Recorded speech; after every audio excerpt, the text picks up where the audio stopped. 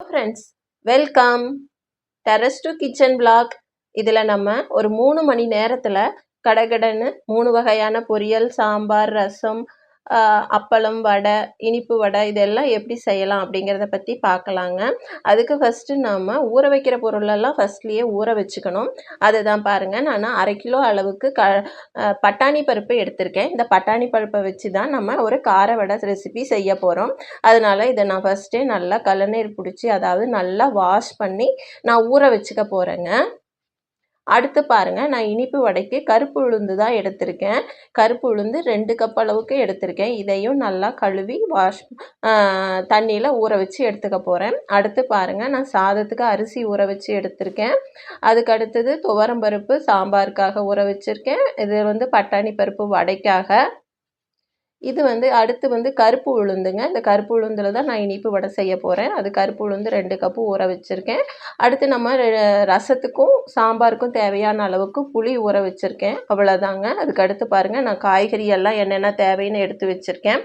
நம்ம 3 வகை பொரியல் செய்ய போகிறோம் இல்லைங்களா, அதுக்காக வாழைக்காய், பூசணிக்காய், புடலங்காய், இது 3 பொரியல் தாங்க செய்ய போகிறோம். அதனால் இந்த 3 காய்கறிகளும் எடுத்து வச்சுருக்கேன். அடுத்து சாம்பாருக்காக கத்திரிக்காய், அவரைக்காய், உருளைக்கிழங்கு, கேரட், இது சாம்பாரில் போட்டு நான் ஒரு கதம்ப சாம்பார் தான் ரெடி பண்ண போகிறேன். ஒரு தேங்காய் எடுத்திருக்கேன். இந்த தேங்காயை உடச்சி நல்லா நான் மிக்சியில் போட்டு துருவி எடுத்துக்க போகிறேன். அதுக்கு அடுத்தது இந்த ரெசிபிக்கெல்லாம் தேவையான அளவுக்கு ஆனியன் எடுத்து வச்சுருக்கேன். பச்சை மிளகாய், தக்காளி, கறிவேப்பிலை, மல்லித்தழை, இவ்வளோதாங்க நம்மளோட ரெசிபிக்கு தேவையான பொருட்கள். இது எல்லாமே நான் எடுத்து வச்சுருக்கேன்.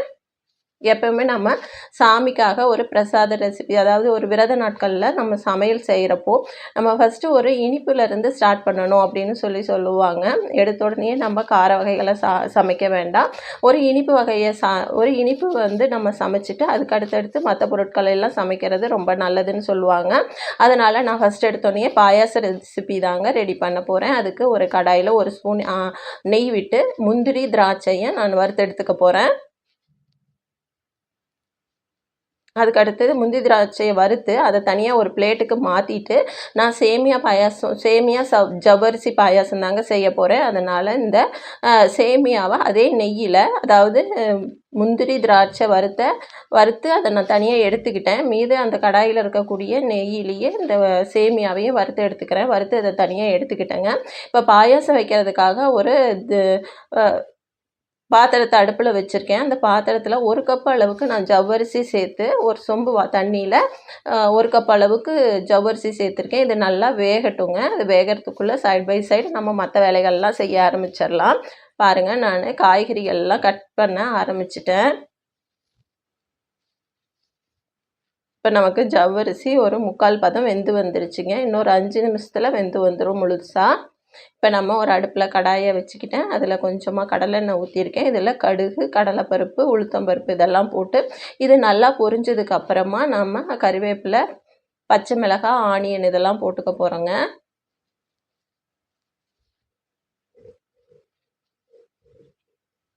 ஃபஸ்ட் எடுத்தது நம்ம பூசணிக்காய் பொரியல் தான் செய்ய போகிறோம். அதுக்கான தாளிப்பு தான் நான் இப்போ கொடுத்துட்ருக்கேன். இதெல்லாம் போட்டு கடுகு பொரிஞ்சதுக்கப்புறம் கறிவேப்பிலையும் பச்சை மிளகாயும் போட்டு ஒரு நல்லா வதக்கிட்டு ஆனியனு, நம்ம கட் பண்ணி வச்சுருக்கிற பூசணிக்காய், இதெல்லாம் பூசணிக்காயெலாம் க்யூபாக கட் பண்ணி வச்சுருக்கிறேங்க. இதையும் போட்டு நல்லா ஒரு வதக்கிக்கலாம்.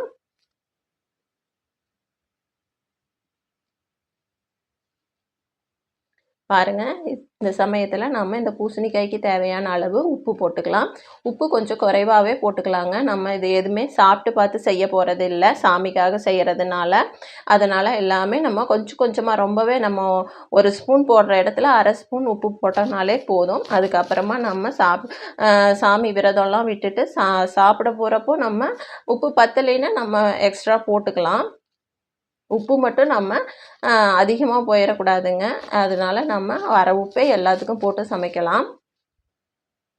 பாருங்கள், இப்போ ஜவ்வரிசி நல்லாவே வெந்து வந்துருச்சு. இந்த சமயத்தில் நம்ம வறுத்து வச்சுருக்குறோம் இல்லைங்களா சேமியா, அதையும் அந்த ஜவ்வரிசியோட கலந்து வேகட்டும்னு போட்டுக்கலாம். ஜவ்வரிசி வெந்ததுக்கப்புறம் தாங்க சேமியாவை போடணும். நமக்கு ஜவ்வரிசி வேகிறதுக்கு நேரம் ரொம்ப எடுக்கும். ஆனால் சேமியா டக்குன்னு வெந்து வந்துடும். அதனால் ஜவ்வரிசி வெந்ததுக்கு அப்புறமா நம்ம சேமியா போட்டுக்கலாம். சேமியா போட்டதுக்கப்புறமா நான் 1/2 லிட்டர் பால் வந்து காய வச்சு எடுத்து வச்சுருக்குறேங்க. அதில் 3/4 பாலை நான் அந்த ஜவ்வரிசி சேமியா இருக்கிற பா பாத்திரத்துலேயே ஊற்றிக்கிட்டேன். நல்லா மிக்ஸ் பண்ணி விட்டுறலாம். இது வந்து நல்லா நமக்கு வெந்து வரட்டும். ஜவ்வரிசியும் சேமியா ஆல்ரெடி வெந்துருச்சு. ஜவ்வரிசியும் நல்லா வெந்து வரட்டும். பாருங்கள், நமக்கு சைட் பை சைடாக பூசணிக்காய் பொரியல் ரெடி ஆயிடுச்சு. பூசணிக்காய் நல்லா வெந்துச்சுனாலே நமக்கு ஒரு கலர் சேஞ்ச் தெரியுங்க. நம்ம போட்டதுக்கும் இப்பயும் பாருங்கள் ஒரு கிளாஸி லுக்கு வந்துருச்சு. பூசணிக்காய் நல்லா வெந்து வந்துருச்சு. நம்ம பூசணிக்காய்க்கு தண்ணி ஊற்றி வேக வைக்கவே கூடாதுங்க. தண்ணி 2 கை தொளிச்சு நல்லா மூடி வச்சோன்னாலே போதும்.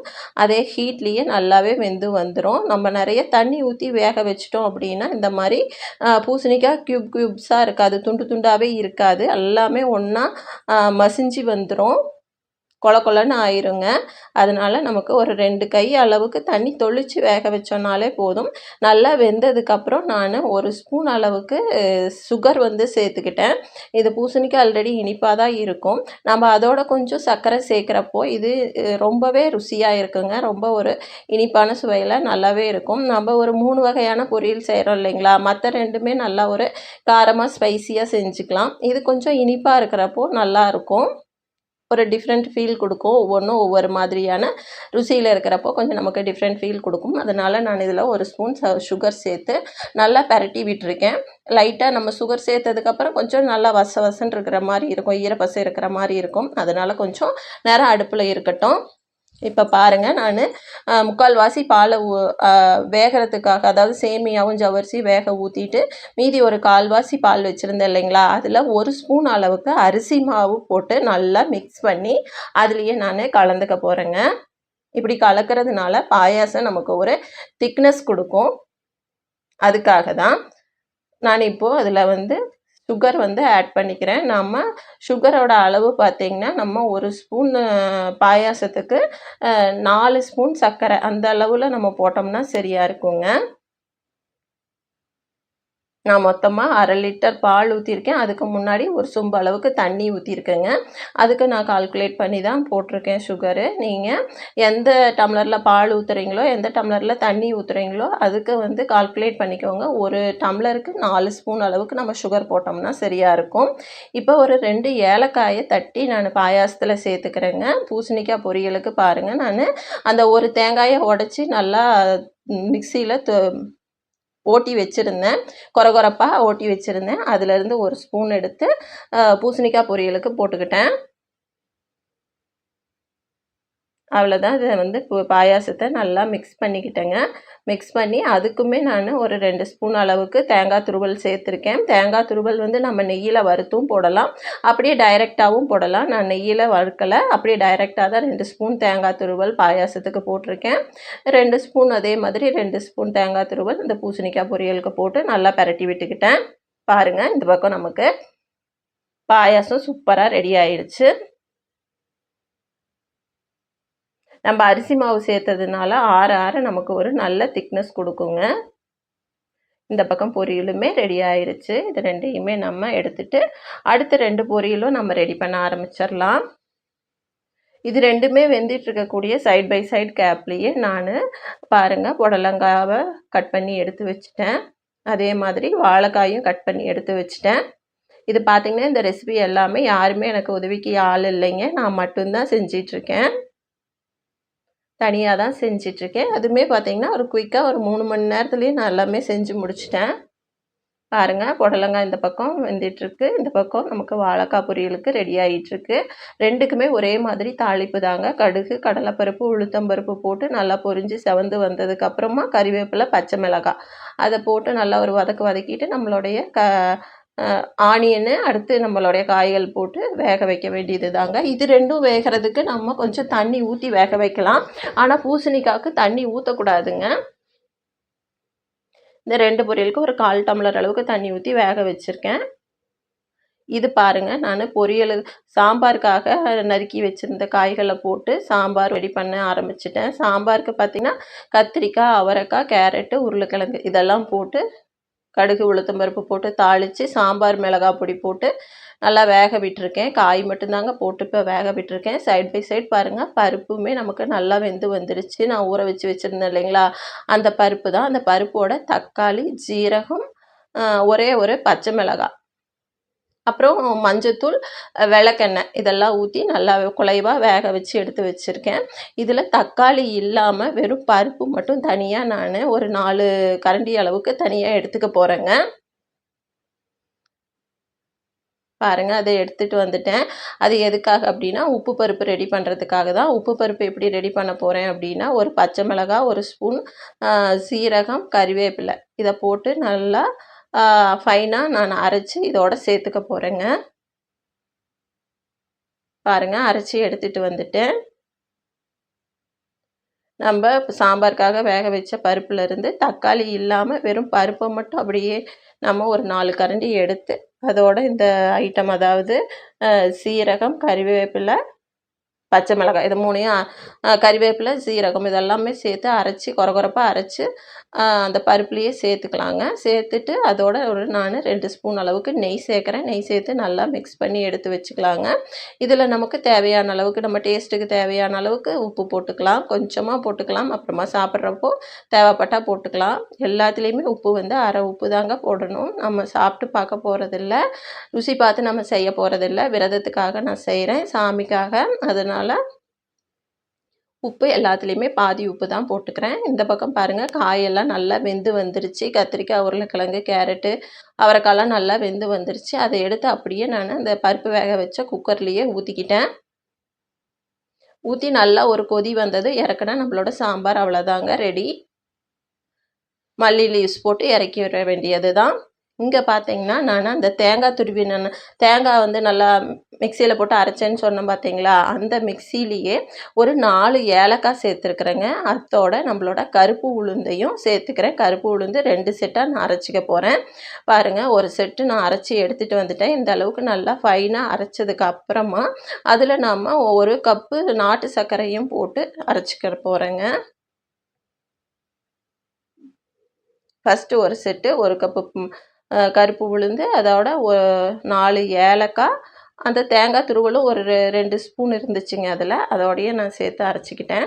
இது 2வது செட்டுங்க. பாருங்கள், இந்த அளவுக்கு நல்லா ஃபைனாக அரைச்சதுக்கு அப்புறமா நாட்டு சர்க்கரை 1 கப்பு நான் ஆட் பண்ணிக்க போகிறேன். ஆட் பண்ணி இதையும் நல்லா மிக்சியில் அரைச்சி எடுத்துக்கலாங்க. ஃபஸ்ட்டு உளுத்தம்பருப்பு நல்லா நைஸாக அரைச்சதுக்கு அப்புறம் ஒரு கப் அளவுக்கு நாட்டு சர்க்கரை கொட்டி அதையும் சேர்த்து நல்லா ஒரு ஓட்டு ஓட்டி எடுத்துக்கிட்டு வந்துட்டோன்னா நம்மளோட இனிப்பு வடை மாவு ரெடி ஆயிருச்சு.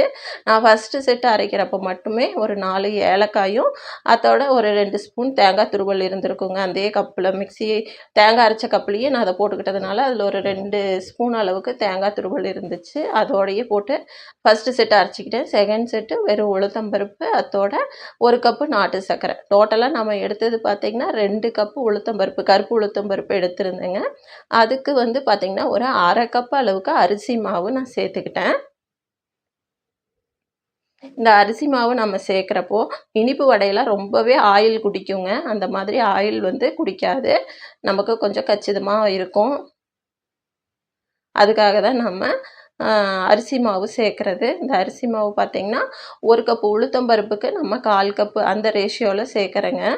இந்த மாதிரி நமக்கு சேர்க்குறப்போ மாவும் கொஞ்சம் நம்ம அள்ளி வடை போடுறதுக்கு ஒரு திக்னஸ் கிடைக்கும்.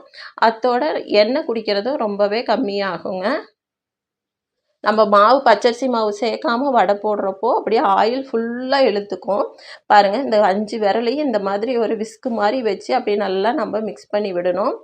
இதை நல்லா அடித்து பிசைகிற மாதிரிலாம் பிசையக்கூடாதுங்க.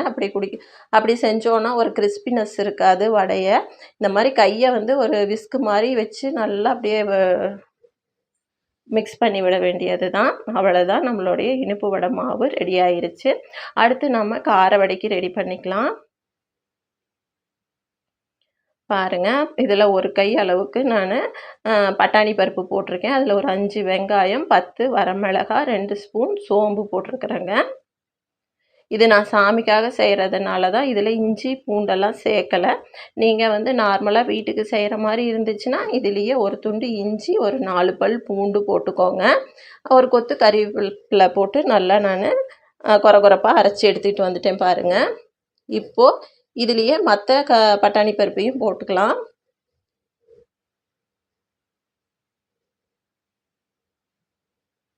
ஃபஸ்ட்டு இதெல்லாம் போட்டு நல்லா கொரகொரப்பாக அரைச்சதுக்கப்புறம் மற்ற பருப்பையும் போட்டு நம்ம அரைச்சி எடுத்துக்கலாங்க. இதுக்குமே சரி, நம்ம உளுத்தம் பருப்புக்குமே சரி, தண்ணியெலாம் நல்லா வடிச்சிட்டு அப்புறமா தாங்க மிக்சியில் சேர்க்கணும். தண்ணியோடு சேர்க்கக்கூடாது. அப்படி தண்ணியோடு சேர்த்தோம்னா உளுத்தம் வடையில் நிறைய ஆயில் குடிக்க ஆரம்பிச்சிடும். நம்மளால் வடையாக தட்டியும் போட முடியாது. நல்லா பருப்பில் இருக்கிற தண்ணியெலாம் நல்லா கையிலேயே ட்ரெயின் பண்ணிவிட்டு அப்புறமா தான் நம்ம போட்டு அரைக்க ஆரம்பிக்கணும். பாருங்கள், ஒரு செட்டு வடை பருப்பு நான் அரைச்சி எடுத்துகிட்டு வந்துட்டேன்.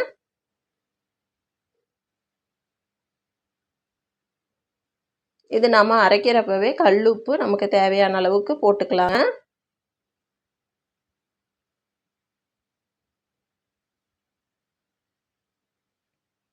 அவ்வளோதான், செகண்ட் செட்டுமே அரைச்சிட்டேன். 2 செட்டாக போட்டு கப்பில் அரைச்சி எடுத்துட்டேன். இதில் பார்த்தீங்கன்னா பொடிசாக நறுக்கின கறிவேப்பிலை, மல்லி இலை நான் போடுறேன்.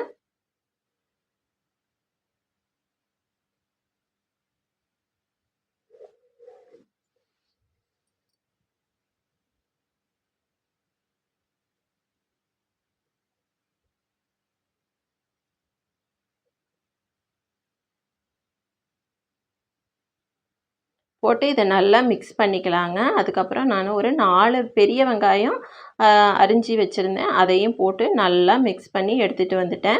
இப்போ பாருங்கள், நம்ம எந்த ஒரு ஆயிலில் பலகாரம் செய்கிறப்பவையும் அடுப்பு மேலே ஒரு சின்னதாக பிள்ளையார் பிடிச்சி வைக்கணுங்க. இது வந்து என் அம்மா ஃபாலோ பண்ணிகிட்டு இருந்தது. நானுமே அப்படியே செய்கிறேன். எதுக்காக அப்படின்னு பார்த்தீங்கன்னா, நம்ம ஆயிலில் செய்கிறப்போ பலகாரமும் நல்லா வரணும், எந்த ஒரு பிரச்சனையும் இல்லாமல் நல்லா வரணும். அத்தோட நம்ம ஆயிலில் செய்கிறதுனாலங்க நம்ம மேலே ஏதாவது தெரிச்சு காயங்கியும் அந்த மாதிரிலாம் எதுவும் ஆயிடக்கூடாது அப்படின்னு நம்ம சாமியை வேண்டிக்கிட்டு நல்லபடியாக நம்ம பலகாரம் சுட்டு எடுக்கணும் அப்படின்னு நம்ம சாமிகிட்ட வேண்டிட்டு பிள்ளையார் பிடிச்சி வச்சுட்டு நம்ம பலகாரம் செய்ய ஆரம்பிக்கணும்னு சொல்லுவாங்கங்க. அந்த மாதிரி தான் அம்மா செய்வாங்க. நானும் அதையே ஃபாலோ பண்ணிகிட்ருக்கேன். பாருங்கள், நம்மளோட இனிப்பு வடை நான் போட்டுட்டேன். ஒரு பேட்ச் இனிப்பு வடை ரெடி ஆயிடுச்சு. இதை வந்து நம்ம 2 பக்கமும் திருப்பி விட்டு வேக வச்சு எடுக்கணுங்க. நம்ம கார வடை செய்கிறப்போ பார்த்திங்கன்னா அடுப்பு நல்லா ஃபுல் ஃப்ளேம்லேயே வச்சு நம்ம செய்யலாம். ஆனால் இனிப்பு வடையை பொறுத்த வரைக்கும் நம்ம ஃபுல் ஃப்ளேமில் வைக்கக்கூடாதுங்க. மீடியம் ஃப்ளேமில் வச்சு தான் செய்யணும். ஃபுல் ஃப்ளேமில் வைக்கிறப்போ மேலையெல்லாம் சட்டுன்னு நமக்கு நிறம் மாறி வந்துடும். உள்ளுக்குள்ளே இருக்கிற மாவு வந்து அப்படியே மாவாகவே இருக்கும் உள்ளுக்குள்ளே. அதனால் நம்ம என்ன செய்யணும்னா மீடியம் ஃப்ளேமில் வச்சு தான் இனிப்பு வடை செய்யணும். கார வடைக்கு நம்ம ஃபுல் ஃப்ளேமில் வச்சுக்கலாம். பாருங்கள், கார வடையும் ரெடி பண்ணிட்டேன், இனிப்பு வடையும் ரெடி பண்ணிட்டேன். சாமி நாங்கள் திருப்தியாக கும்பிட்டாச்சுங்க. சாமி கும்பிட்டுட்டு எல்லாம் ஒரு பேட்ச் சாப்பிட்டு முடிச்சாச்சு. அடுத்த பேட்சுக்காக சாப்பாடு ரெடியாக இருக்குதுங்க. பாருங்கள், நமக்கு இனிப்பு வடை ரெடி ஆகிருக்கு. இனிப்பு வடை இந்த அளவுக்கு இருக்குது. ஒரு பேட்ச் சாப்பிட்டதுக்கப்புறம் இன்னும் இவ்வளோ இருக்குது. அதுக்கப்புறம் கார வடையும் இருக்குதுங்க. கார வடை இன்னொரு பிளேட்டில் வச்சுருந்தேன். அதை வந்து வெளியில் எடுத்துகிட்டு போயிட்டாங்க. அதுக்கடுத்து என்னென்னு பார்க்கலாம். பாருங்கள், சூப்பராக நம்மளோட பூசணிக்காய் பொரியல். இது நல்லா ஒரு ஸ்வீட்னஸோட சூப்பராக இருக்குங்க. அதுக்கு அடுத்தது இது வாழைக்காய் பொரியல். ஒன்றும் இல்லைங்க, நம்ம தாளிப்பு கொடுத்து வாழைக்காய் நல்லா வெந்ததுக்கு அப்புறமா நம்மளோட சாம்பார் பொடி தாங்க நான் போட்டிருக்கேன். சாம்பார் பொடி ஒரு 2 ஸ்பூன் அளவுக்கு போட்டு நல்லா பெரட்டி எடுத்து வச்சுருக்கேன். அதுதான் மசாலா. வாழைக்காய் பொரியல் ரெடியாக இருக்குது. இந்த இடத்துல நீங்கள் எந்த மசாலா பொடி வேணாலுமே போட்டுக்கலாம். அதாவது வாழைக்காய் நல்லா வெந்து இறக்க போகிற சமயத்தில் நம்மளுடைய மசாலா பொடியை தூவி விட்டு இறக்கிக்க வேண்டியது தான். அதுக்கடுத்தது உப்பு பருப்பு. இது பாருங்கள், பால் பாயாசம் பாருங்கள், ஒரு நல்ல திக்னஸில் இருக்குது.